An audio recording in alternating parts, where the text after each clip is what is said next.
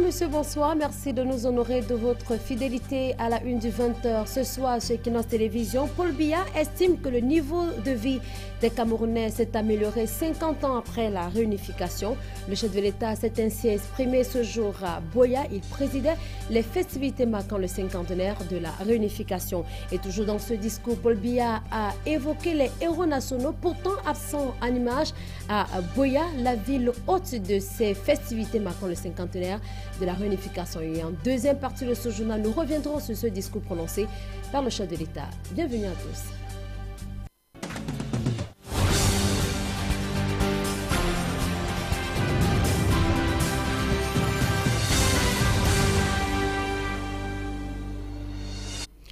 Une fois encore, bonsoir et bienvenue au journal cinquantenaire de la réunification. Paul Biya fait du bilinguisme son arme de séduction des populations dans le sud-ouest. Le chef de l'État s'est exprimé officiellement en anglais pour la deuxième fois depuis son accession à la magistrature suprême. C'était ce matin à la place du défilé à Buea, une place où seules les images de Paul Biya étaient bel et bien visibles. Aucune effigie de John Gufoncha ou encore d'Amadou Ahidjo n'était visible sur cette place de fête. Eric Fernand Kwamou. Un peu plus de 10 heures. Voici Paul Biya à la place du défilé à Bongo Square à Buea. Le chef de l'État foule enfin le sol de ses ancêtres. Les ancêtres de la réunification, 3 ans après l'annonce officielle. Et face aux critiques formulées dans la célébration de ce cinquantenaire de la réunification, Paul Biya répond « Mieux vaut tard que jamais ». As the English people say, better late than never.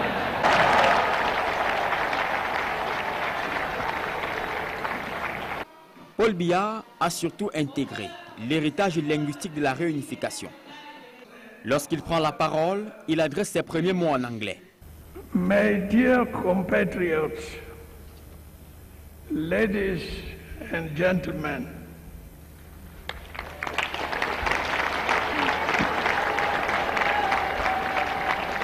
dans la foule, le peuple se déchaîne, applaudit un Paul Biya qui s'est adressé à son peuple en anglais pour la dernière fois lors de son premier mandat. Le cardinal Christian Toumi ne l'a pas oublié. Non, on a déjà vu ça. Quand il était élu président de la République, sa première visite était à Bamenda et tous ses discours à Bamenda et à Buea étaient en anglais. Tout. Donc ce n'est pas, il peut le faire, il faut qu'il continue. Le chef de l'État a personnellement présidé le cinquantenaire de la réunification sur une place de défilé décorée de ses propres effigies. Aucune effigie des acteurs de la réunification, aucune trace de John Gufoncha, aucune trace de Amadou Ahidjo. L'observation embarrasse le régime. Ne me regarde pas, ça s'est dépassé. Nous fêtons le cinquantenaire et le président de la République a fait état de cette affaire. Il a même dit que la fête c'est pour tout le monde, y compris ceux qui sont en marge de la société. Mais on ne voit pas les acteurs de la réunification, aucune effigie. Aucune effigie, mais nous ne sommes pas là. Tu veux nous laisser pour aller voir ailleurs. Quand la réunification, j'avais 21 ans. Indépendant, j'avais 20 ans. Et c'est nous qui avions descendu le drapeau français à Bafoussam pour monter le drapeau du Cameroun. Au-delà de ces aspects, il y a la remise des cadeaux. La fine crème des chefs traditionnels du nord-ouest et du sud-ouest, triée sur le volet, a remis au président de la République des présents de souvenirs. Les fonds du nord-ouest ont remis Paul Biya au chef de l'État. Une statuette conçue et pensée par les autorités traditionnelles du nord-ouest. Le passage remarquable des militants et militantes du RDPC, ici, à la place des fêtes de Buea. Un refrain au bout des lèvres, Paul Biya pour les 50 prochaines années. Et ça, le président national du RDPC l'a compris. Ici Buea, ici Eric Kwamou, Dani Warren Z2 et Kinox Télévision.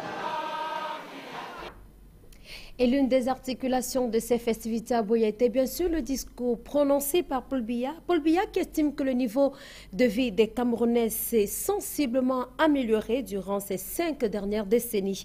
Le taux de scolarisation, par exemple, est passé de 3 à 90%. On compte plus de 15 000 écoles primaires pour ne citer que cela. Économie de ce discours avec vous, Flavien Valondongo. Here we are in Buea.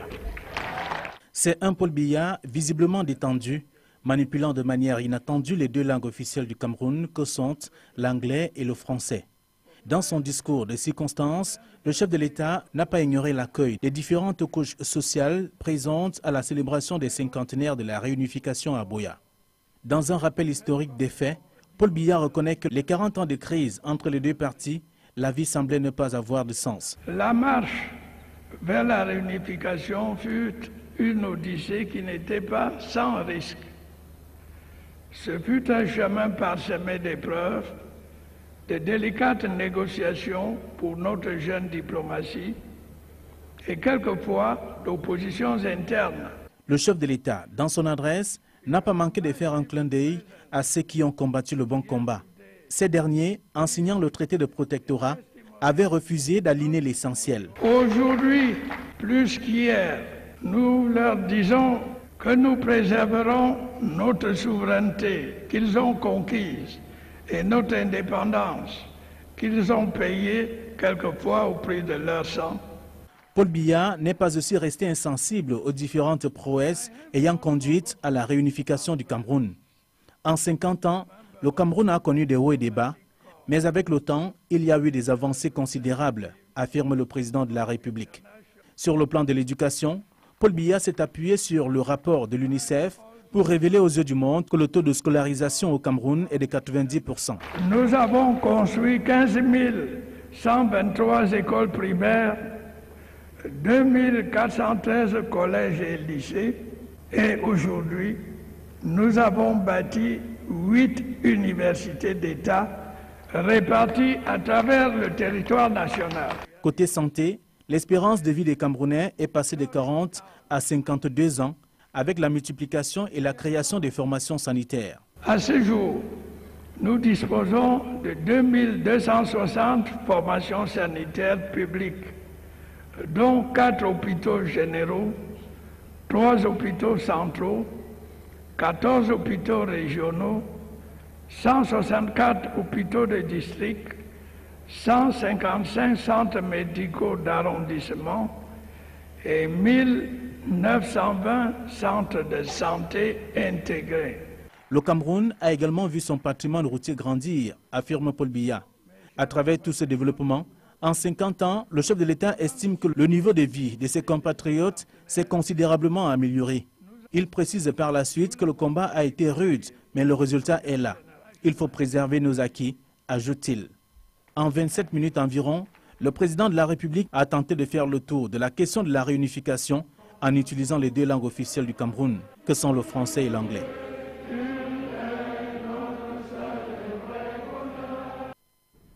Et comme on pouvait se l'imaginer, les réactions n'ont pas tardé. Jean-Jacques Ekinti du mouvement progressiste estime que Paul Biya a une fois encore manqué l'occasion d'honorer la mémoire des héros nationaux en citant leur nom.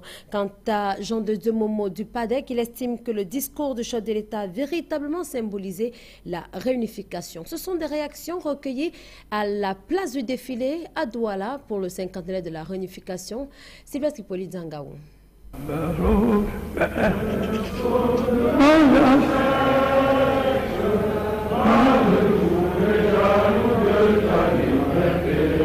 Le président Paul Biya entonne l'hymne national à Buea. Douala se lève à la place de l'UDA Kabo Nanjo.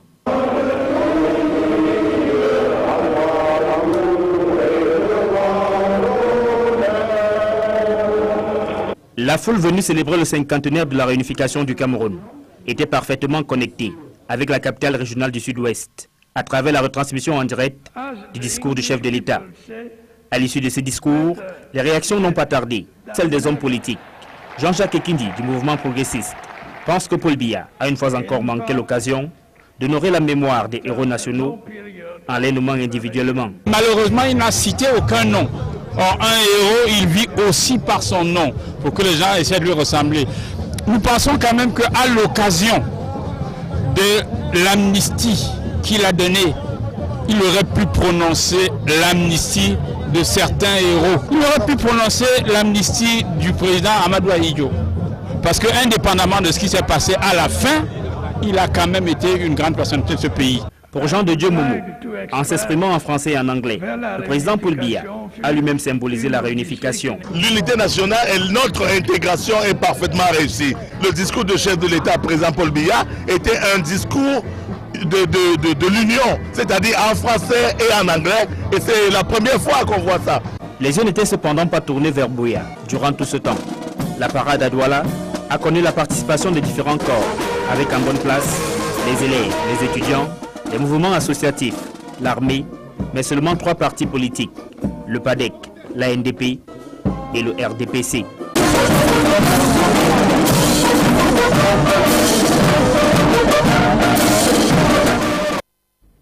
Je signale que nous reviendrons sur la célébration du 50e de la réunification en deuxième partie de ce journal avec nos invités. Des fêtes de la cité et à présent infanticide à Douala, le corps sans vie d'un nouveau-né de sexe masculin a été retrouvé dans une poubelle au quartier Nubel, c'est dans l'arrondissement de Douala 2e. La découverte macabre a été faite par des populations qui dénoncent ce type d'attitude. Euka Claude et Julingue. Encore un bébé jeté dans la poubelle. Cette fois, le fait se déroule au carrefour Casino, quartier Nubel, dans l'arrondissement de Douala 2e. Le corps du nourrisson a été découvert sans vie au milieu des ordures.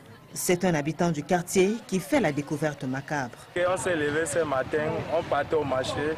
C'est un Benchiguiné qui me dit qu'il y a un troupement là-bas, c'est quoi? Je lui demande que c'est quoi, il me dit que c'est l'enfant qu'on a retiré. On vient là-bas, on voit l'enfant. L'enfant était déjà bien formé. L'enfant ressemble même à l'enfant de même un an qu'on peut dire. Il a tout, c'est pas tout. C'est vraiment terrible, on ne connaît pas ce qui se passe dans ce quartier. De tels actes deviennent récurrents dans cette localité. Les populations furieuses affirme qu'il est temps que des mesures soient prises pour mettre un terme à ce phénomène. Je ne peux pas porter l'enfant 9 mois comme ça là, et j'accouche. Je jette parce qu'on a seulement accouché l'enfant là et jeté. Si on pouvait arrêter la personne, on t'amène le parce qu'elle a tué quelqu'un comme ça là. Vraiment, ce n'est pas bon. Il y a les femmes qui cherchent les enfants dehors. Ce n'est pas bon. On la diable, on l'envoie en prison. L'identité de la coupable de cet acte reste inconnue. Thierry Michel Atangana, certain de sortie de prison demain. Son conseil croit dur comme fait que demain est le vendredi de la libération. Face à la presse ce jour à Yaoundé, les avocats de l'expert financier franco-camerounais saluent l'acte présidentiel qui met fin à 17 ans de détention. Nous y reviendrons. Injustice sociale dans les villes camerounaises. Le phénomène est une réalité dans la configuration urbaine des métropoles à Douala et à Yaoundé. Des quartiers populeux qui côtoient des quartiers huppés. À l'occasion de la journée de la justice sociale qui se célèbre ce jour, nos reporters sont allés voir de près le contraste au quartier résidentiel de Bonapriso où des personnes malfamées ou des habitants malfamés du quartier Kondo. Jean Pochougnat nous y conduit. Bonapriso et Nkondo, visage contrasté de 2 quartiers voisins où se côtoient prospérité et misère.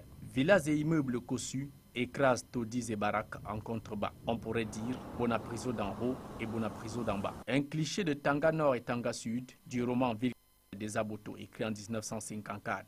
Une peinture vivante de l'injustice sociale, encore d'actualité. Cet homme est l'un des premiers à s'être installé ici. C'était alors un marécage, nous confie-t-il. Au fil des jours, le Parisien de son petit nom a conçu son petit univers qu'il nous présente, avec un espace VIP pour recevoir ses invités de marque. Il mène sa vie sans complexe, à l'image du coq qui, malgré la puanteur de son poulailler, le considère comme un palace. Oui, vous savez qu'il y a toujours les pauvres et les riches. On ne peut pas s'en prendre à ceux qui ont les immeubles là-bas en haut. Juste les doigts là n'ont pas les mêmes longueurs.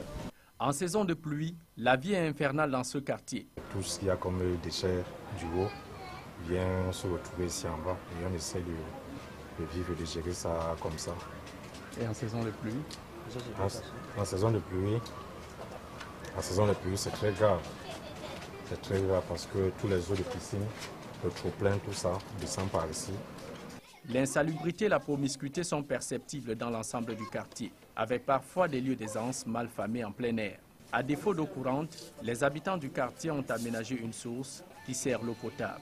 Malgré des conditions de vie difficiles dans un environnement précaire, ces habitants ont vu leur maison détruite le 3 décembre 2013 leurs effets balancés dans la nature, une manifestation même de l'injustice sociale selon eux. Il y a injustice sociale, sauf que certaines personnes ne respectent pas cette justice-là. Ils utilisent leur pouvoir pour menacer les autres, pour être au-dessus de la loi.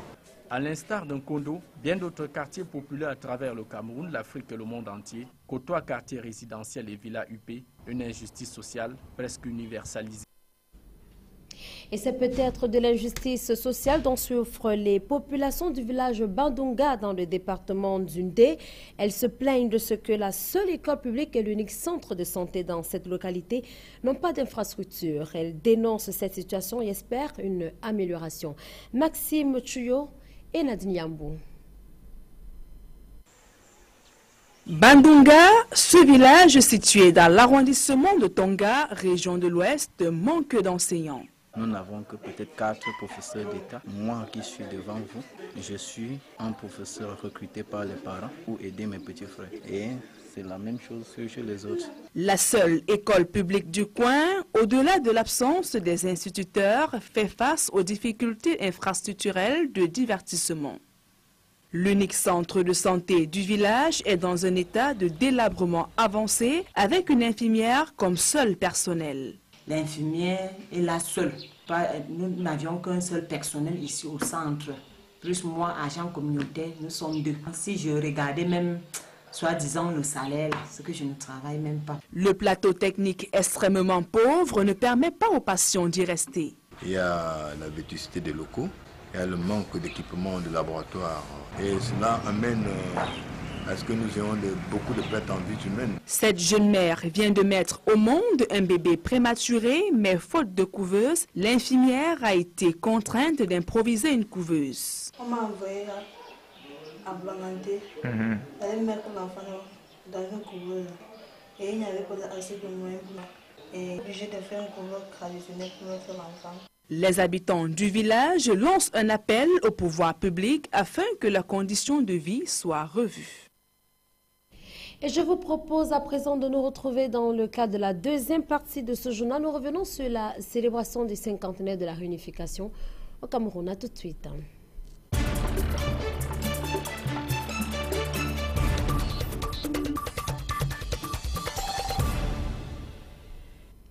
Merci d'être avec nous ce soir avec des acteurs de la scène politique. Nous reparlons des festivités marquant le cinquantenaire de la réunification et bien sûr ce discours prononcé par le chef de l'État. Juste à côté, Armand Manga, vous êtes militant du RDPC. Bonsoir. Bonsoir. Merci d'avoir accepté cette invitation. Oui, c'est moi qui vous remercie. C'est d'autant plus que c'est un grand jour. C'est un grand jour, comme vous le savez. Tous les Camerounais du nord au sud, toutes les langues confondues, se retrouvent aujourd'hui pour célébrer quelque chose de très marquant, quelque chose qui a marqué le cours de leur histoire, c'est-à-dire la réunification. Alors, cette réunification... On y reviendra certainement sur la célébration en elle-même. Le temps de dire bonsoir. Alain Tongo, bonsoir. Bonsoir Sandrine, bonsoir aux téléspectateurs. Vous êtes militant du SIF. Je suis militant du SIF, cadre responsable dans mon parti.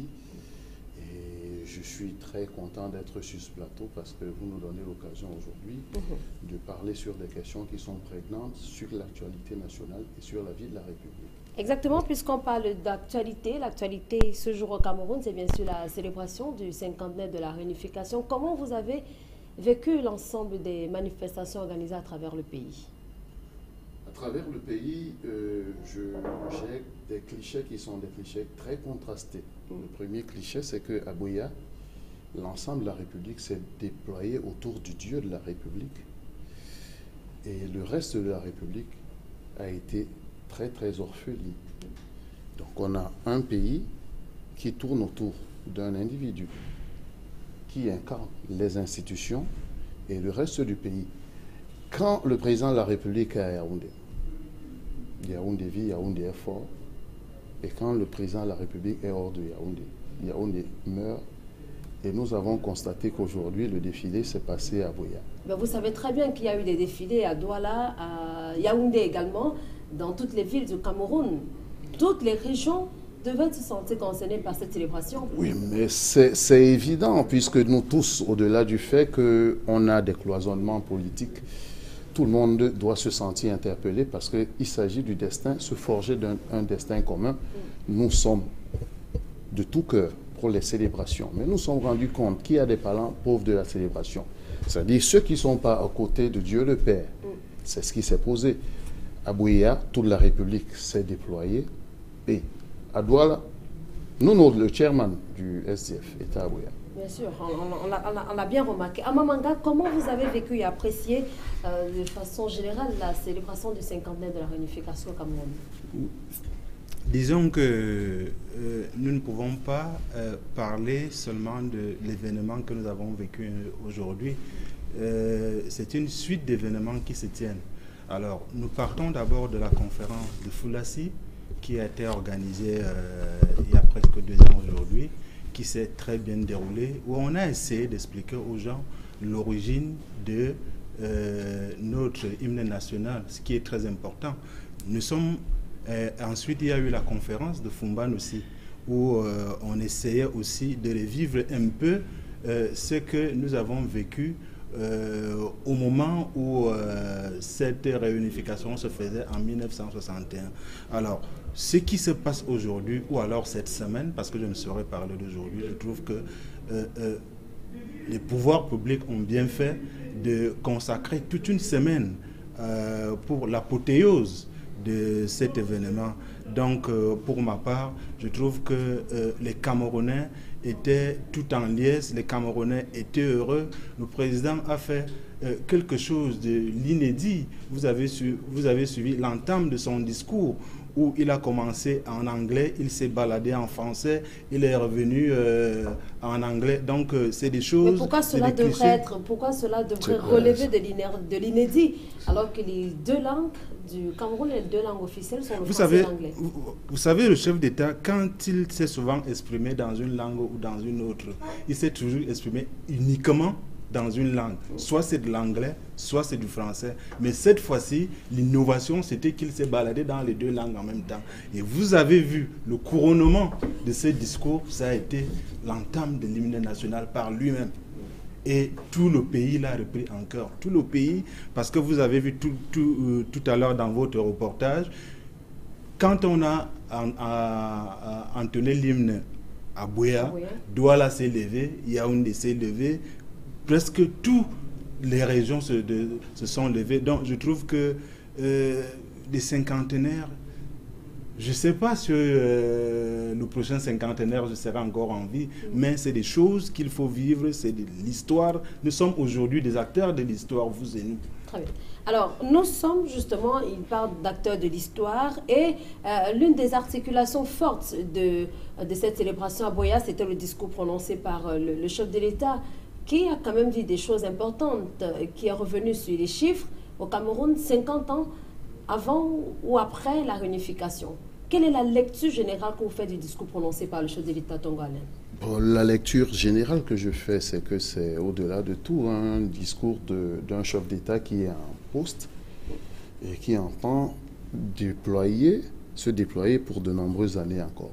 Donc ça a été un discours d'un chef de parti politique en campagne qui a déployé des chiffres et qui quelquefois les chiffres étaient au-delà de toute espérance. C'est-à-dire que le président de la République vous dit par exemple qu'il a fait 8 universités. Alors qu'on sait que les universités au Cameroun, on a commencé à les construire en 1992 parce qu'il fallait décongestionner l'université de Yaoundé qui était devenue un foyer de contestation politique.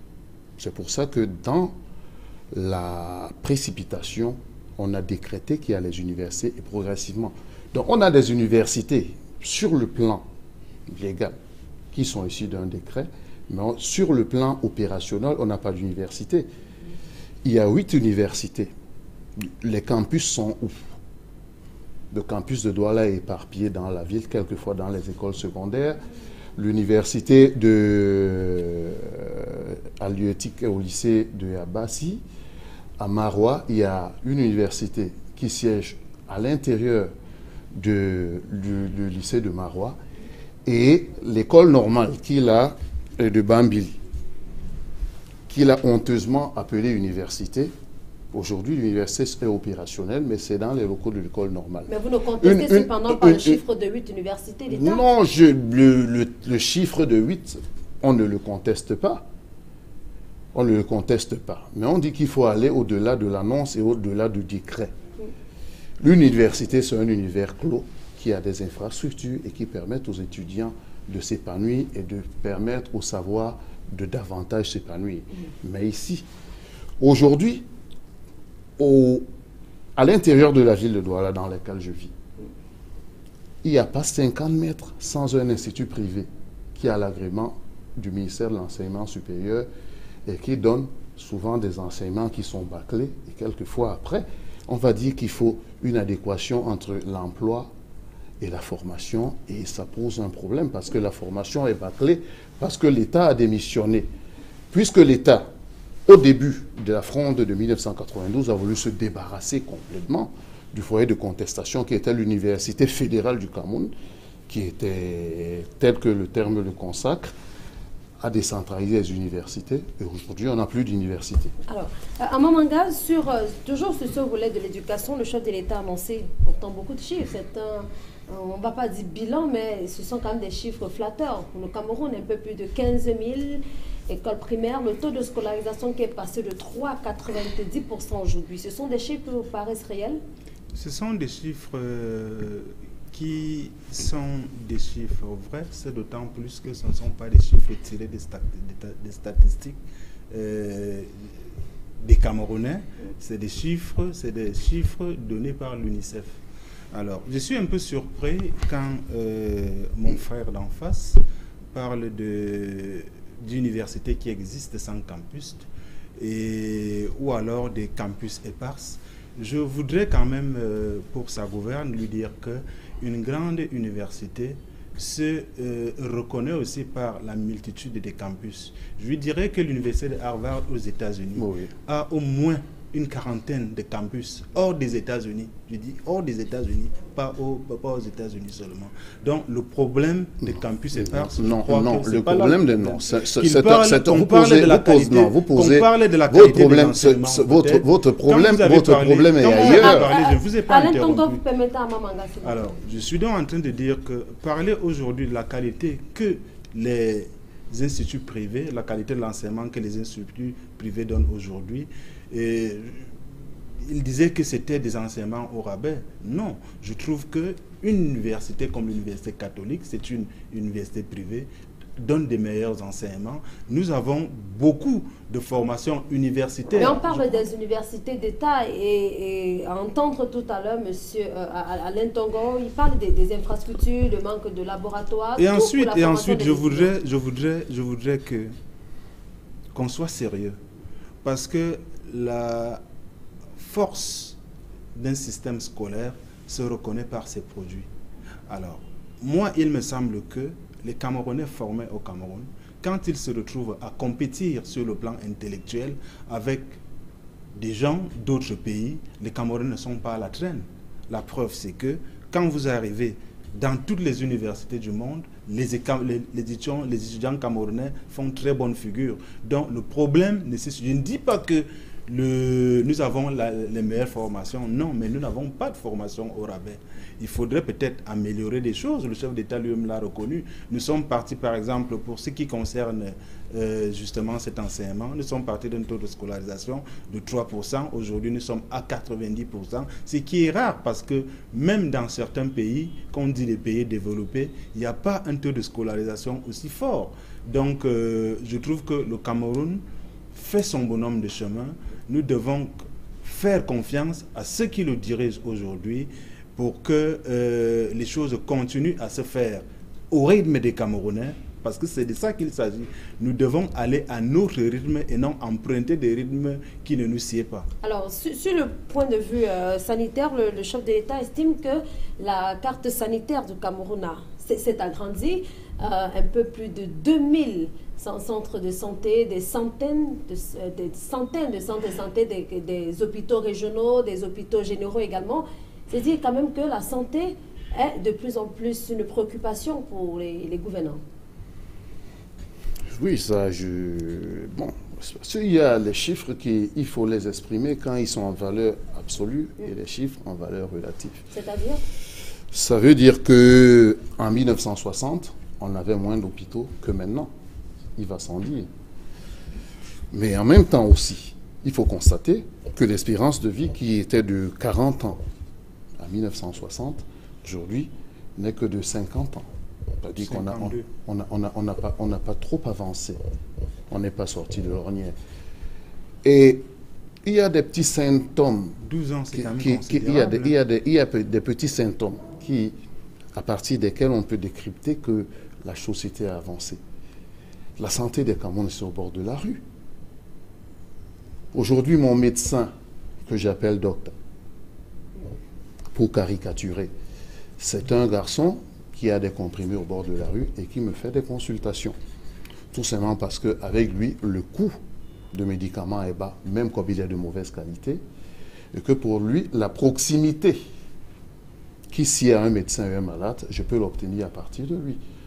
Donc, les statistiques... Mais cela peut s'avérer dangereux du moment où on sait également que des politiques sont mises sur pied pour que les médicaments de la rue soient... Non, je crois... aillent vers les professionnels de la santé. Sandrine, permettez-moi de vous appeler ainsi. Ça aurait été... vous savez, on aurait eu un environnement qui permettait aux Camerounais de se soigner décemment, ils ne descendraient pas dans la rue. Les Camerounais descendent dans la rue parce que le médicament de proximité n'existe pas, le médecin de proximité n'existe pas. Il n'y a pas d'émulation. Les médecins camerounais, quand tu as regardé, il n'y a plus de médecins dans la diaspora qu'à l'intérieur du pays, parce qu'il y a un environnement délétère qui ne permet pas aux Camerounais de s'épanouir dans son pays. Maintenant, sur le plan des infrastructures sanitaires, il ne suffit pas de mettre un bâtiment, fût-il en terre battue, pour dire qu'on a mis une infrastructure. C'est pour ça que je dis que tout ça, il faut aller au-delà du discours et au-delà de l'annonce, pour que désormais, quand on a un hôpital, qu'on ait des médecins, qu'on ait des infrastructures, qu'on ait des lits, qu'on ait des laboratoires, c'est ça qu'on appelle un hôpital. Amamanga. Oui, je ne voudrais pas qu'on entre dans une période aussi cruciale de notre histoire que nous rentrions dans ce que je vais appeler le camerouno-pessimisme. Je crois que cela est très dangereux qu'on le fasse devant des écrans de télévision, parce qu'aujourd'hui est un jour de fête. Nous sommes en train de célébrer la marche de notre histoire. Donc, pour revenir à ce que vous étiez en train de dire sur le plan sanitaire, je trouve que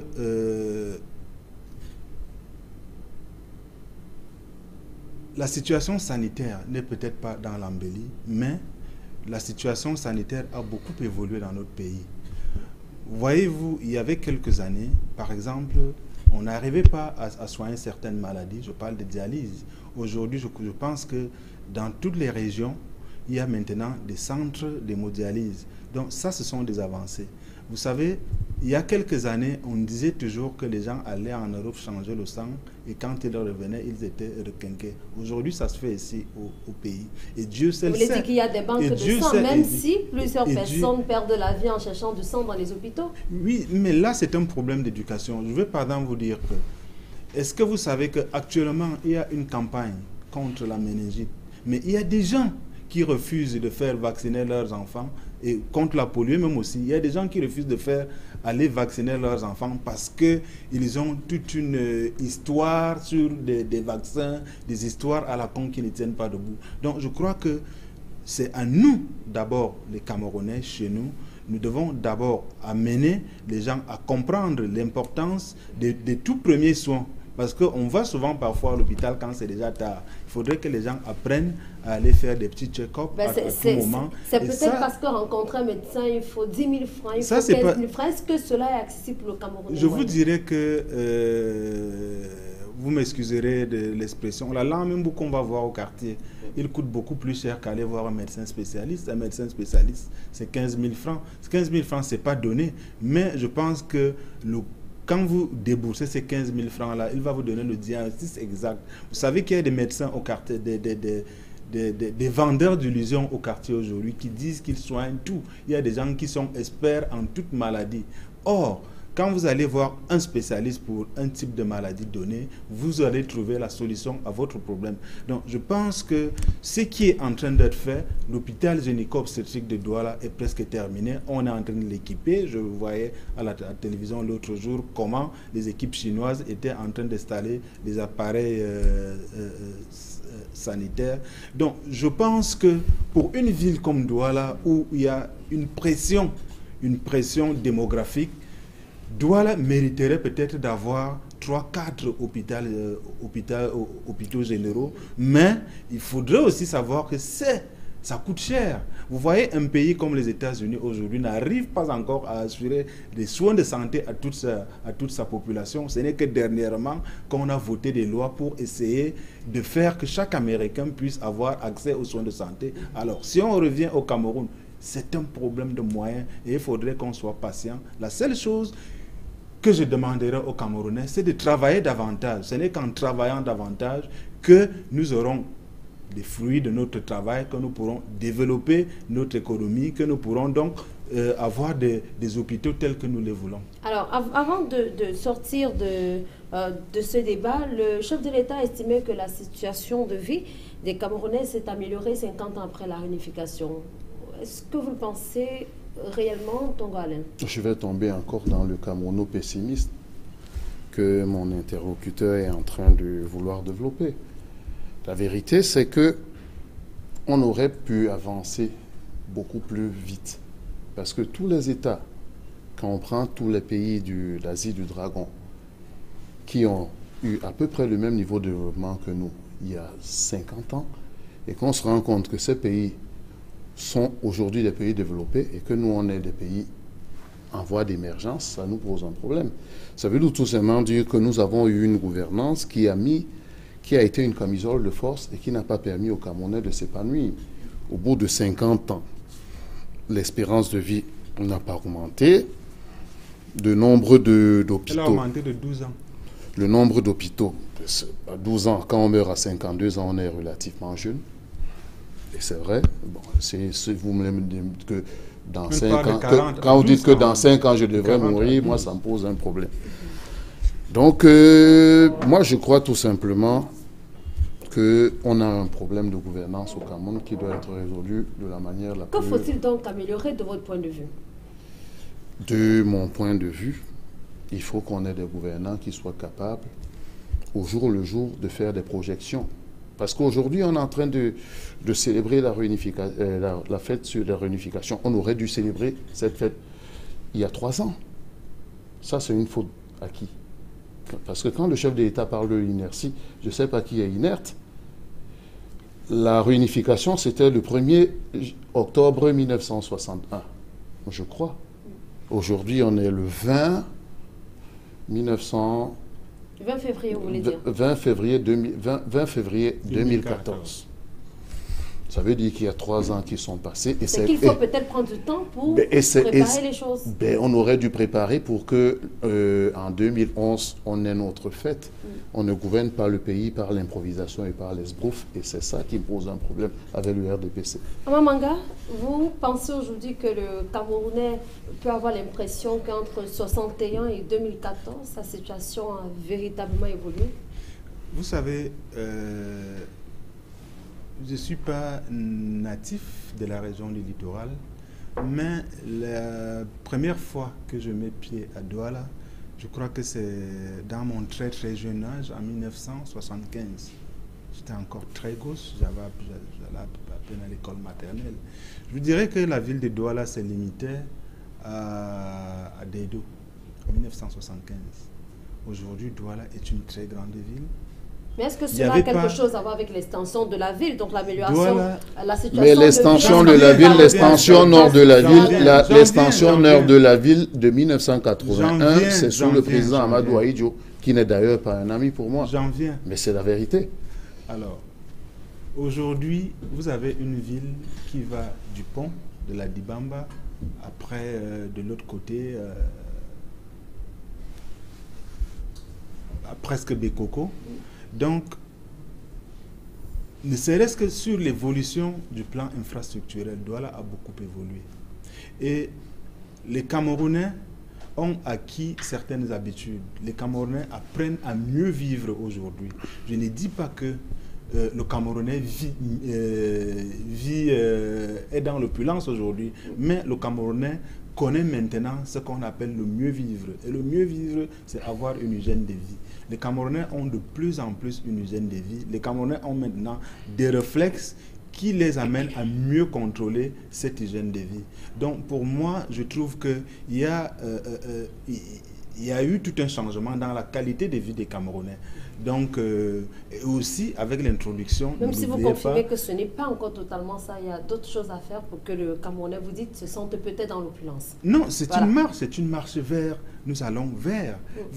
Vous savez que même les grands pays cherchent toujours à parfaire leur développement, et c'est de ça qu'il s'agit. Mais ce qu'il faut retenir est que beaucoup est en train d'être fait au jour d'aujourd'hui, et nul ne peut discuter sur ce point-là. Très bien. Merci à vous, Ama Manga. Merci d'avoir accepté cette invitation. Bonne fête de la réunification. Bonne fête, c'est moi qui vous remercie. Je vais rentrer tout à l'heure, continuer les festivités. Merci également à vous, à Tongo Alain, et bonne fête de la réunification également. Merci pour la fête de la réunification.